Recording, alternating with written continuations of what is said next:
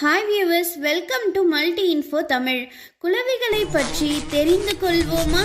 வீடியோக்குள்ளே போகிறதுக்கு முன்னாடி நீங்கள் என்ன நம்ம சேனலை சப்ஸ்கிரைப் பண்ணனா சப்ஸ்கிரைப் பண்ணி பக்கத்தில் இருக்கிற ரெட் பட்டனை கிளிக் பண்ணி ஆல் கொடுத்துக்கோங்க. அப்போ தான் நாங்கள் போகிற எல்லா வீடியோஸும் உங்களுக்கு நோட்டிஃபிகேஷனில் வரும்.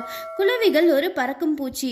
இதற்கு கூட்டுக்கண்கள் இருக்கும், இரு ஜோடி இறக்கைகள் இருக்கும், வலுவான தாடைகள் இருக்கும்.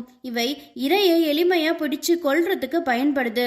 குளவிகள் சிலந்திகள் மற்றும் பூச்சிகளை உணவாக சாப்பிடும். அண்டார்டிகாவை தவிர உலகத்தில் இருக்கிற எல்லா இடமுமே இவை வாழ்றதற்கு ஏற்ற சூழ்நிலை தான். இதனுடைய ஆயுட்காலம் 35 to 70 நாட்கள். தேனீக்கள் எப்படி மகரந்த சேர்க்கைக்கு உதவுதோ அதே மாதிரி குளவிகளும் மலர்கள் மற்றும் பயிர்களுடைய மகரந்த சேர்க்கைக்கு உதவும்.